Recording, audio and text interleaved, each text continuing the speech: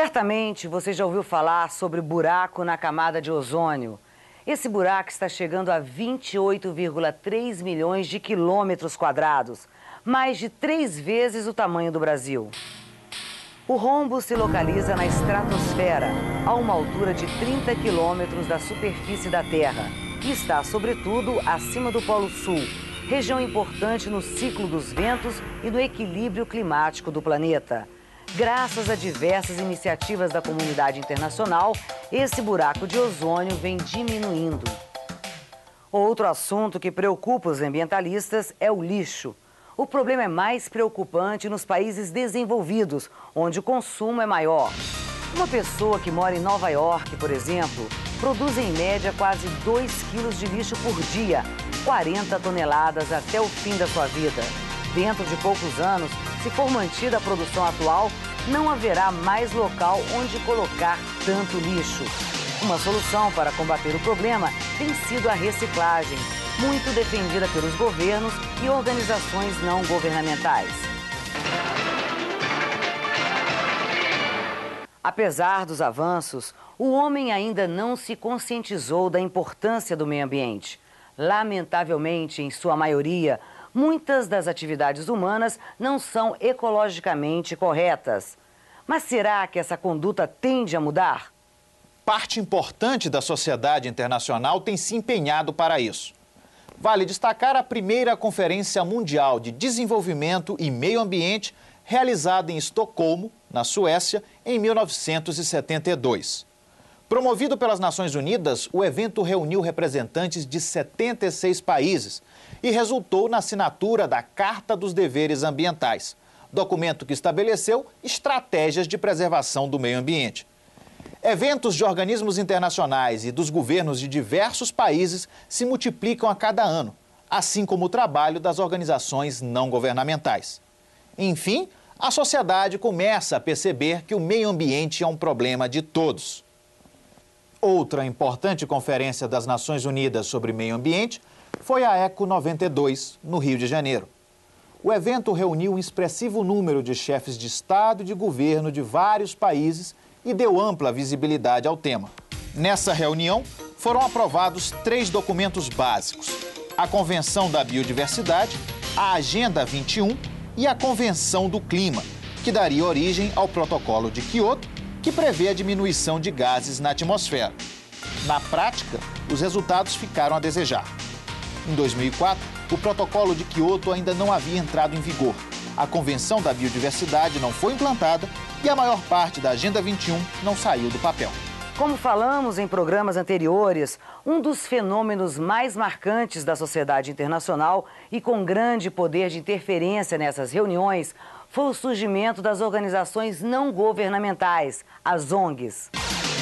Essas organizações têm colaborado com os governos na preservação do meio ambiente e, atualmente, contam com muitos voluntários na luta pelo equilíbrio dos ecossistemas do planeta. Uma das principais é o Greenpeace, que surgiu no Canadá, mas se expandiu por todo o mundo e trabalha com temas que vão desde a proteção das baleias no Japão até a condenação da extração de mogno na Amazônia. Nós, como ninguém, no contexto da Rio 92, desde o processo preparatório, colocamos para o mundo que não há como trabalharmos a conservação do meio ambiente, a conservação da natureza, a conservação da biodiversidade, a manutenção da vida no planeta Terra, sem que trabalhemos constantemente e continuadamente e conjuntamente a superação das causas da pobreza e da miséria que assola grande parte da humanidade ainda hoje. Eu acho que o ativismo ambientalista nos países do primeiro mundo também dialoga com essa dimensão a partir de um outro olhar, a partir de um outro enfoque, mas que tem feito convergência, e o sucesso do Fórum Internacional de ONGs e Movimentos Sociais durante a Rio 92 é uma demonstração disso, que há um diálogo entre os diferentes atores que estão hoje no planeta pleiteando uma alternativa ambientalista para as sociedades humanas. A importância da natureza, fauna, flora, ar puro e água limpa, tudo é essencial para a sobrevivência física no planeta. Mas essa atitude não depende apenas da sociedade, não é mesmo, Joanisval? É verdade. O desenvolvimento de uma consciência ecológica e o reconhecimento da importância da preservação do meio ambiente exigem normas jurídicas de proteção ambiental. A sociedade internacional tem se empenhado nesse sentido, buscando desenvolver mecanismos jurídicos de proteção ao meio ambiente. Mas, por outro lado, há a necessidade de conscientizarmos as novas gerações, despertando a consciência ecológica nas crianças, as maiores beneficiadas no futuro. E o Brasil? A questão ambiental brasileira envolve inúmeros instrumentos complementares que não devem ser esquecidos. Aspectos como políticas de ciência e tecnologia, qualificação e treinamento mais criterioso dos trabalhadores, reforma agrária, desenvolvimento e integração regional, incentivo às pequenas e médias empresas e a questão da propriedade intelectual, que continua sendo um ponto de grande polêmica quando se fala de biodiversidade.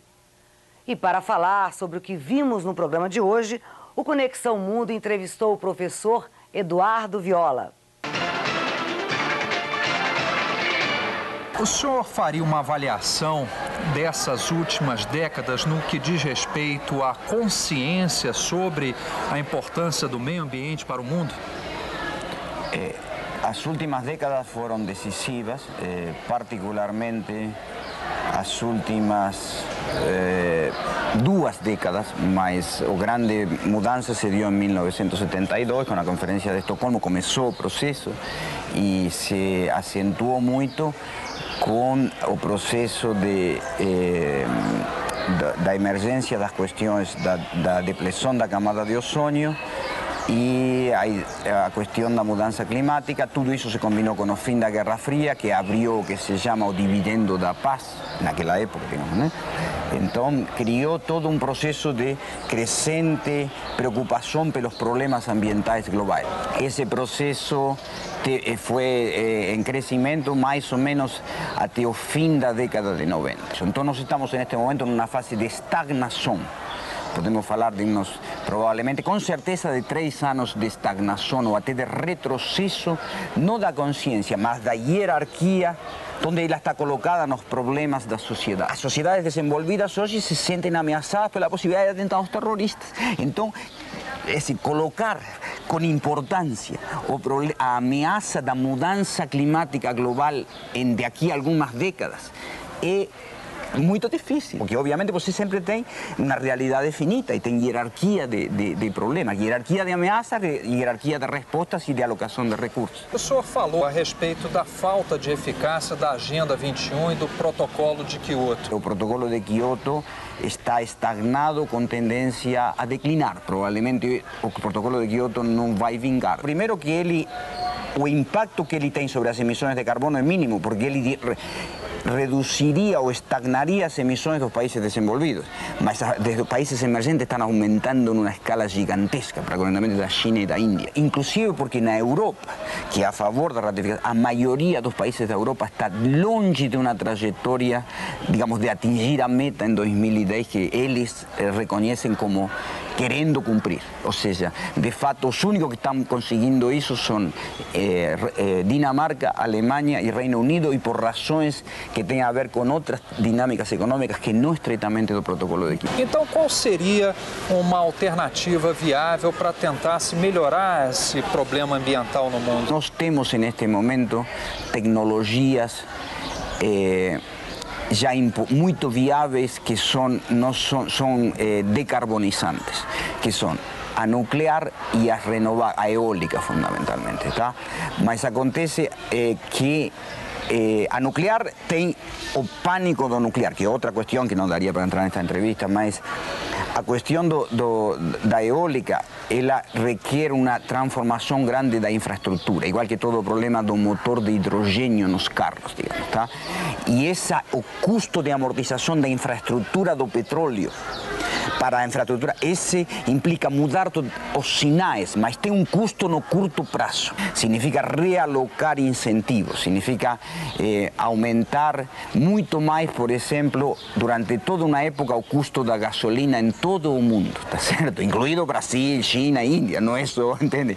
E isso os eleitorados não estão dispostos a fazer. Por quê? Porque a mudança climática é algo de longo prazo. Você não vê, cientistas te dizem que isso é perigoso e ameaçante. E os próximos 40 anos, mudar para uma matriz renovável, acelerar isso através de sinais que incentivem os renováveis e punam os fósseis, implica um custo de transição que as sociedades atuais não estão dispostas a pagar por essa contradição entre o ciclo do ambiente, que é de longo prazo intergeneracional, e o ciclo político eleitoral e o ciclo dos negócios, que são ciclos de 4 a 6 anos, 7 anos, depende dos países. Então, um político vive pensando na próxima eleição, um empresário vive pensando na próxima recessão. Então, há uma defasagem entre os dois ciclos e as decisões se fazem em função dos ciclos dominantes da sociedade. O carro do futuro não vai ser, é decir, eu não estou falando de 10 anos, mas de 20 a 30 anos, tudo indica que o carro do futuro não é de biomassa, é de hidrogênio, célula de hidrogênio. Isso é mais ou menos o modo que se deu a dinâmica tecnológica do mundo. O carro vai para o hidrogênio. Quão rápido eu não sei vai ser essa transição, entende? Mas provavelmente em 2030 já o carro de hidrogênio, a célula de hidrogênio vai ser muito importante na proporção dos carros no mundo. O senhor mencionou a internacionalização da questão ambiental, soberania relativa no que diz respeito à Amazônia. Como é que o senhor vê essa questão? A percepção sobre o papel da Amazônia no clima global foi agigantada, digamos, porque havia, nesse momento, houve podemos dizer, cálculo científico muito especulativo e até, digamos, em alguns casos, digamos, de alguns cientistas que até tentaram construir carreiras agrandando um problema, digamos, entende? Então, o que acontece? Houve uma ideia de que no ciclo global do carbono, a Amazônia tinha um papel importantíssimo. Essa percepção desapareceu depois porque realmente o problema do ciclo do carbono é vastíssimo e a Amazônia é uma pequena, muito pequena parte do ciclo do carbono, entende? Porque o principal ciclo do carbono é o ciclo do carbono dos combustíveis fósseis, não é o ciclo da biomassa, e dentro da biomassa o mais importante é o fitoplâncton dos mares, está entendendo? Então, nesse sentido, não há, eu particularmente o que acho que há no Brasil em relação à Amazônia é uma paranoia sobre isso, entende? A Amazônia está ameaçada, mas não por essas possibilidades de soberania, sino que está ameaçada pelo crime transnacional. Esse é o principal problema da Amazônia. A questão do tráfico de drogas. Tráfico de drogas, de armas, de todo tipo de coisa. Professor, muito obrigado então pela entrevista. Ana Lu, é com você. Os nossos programas e um curso de introdução às relações internacionais estão disponíveis na internet. No próximo programa, vamos tratar de outro problema que ameaça o futuro da humanidade e tem provocado mobilização da sociedade internacional: a superpopulação. Esperamos por você. Até lá!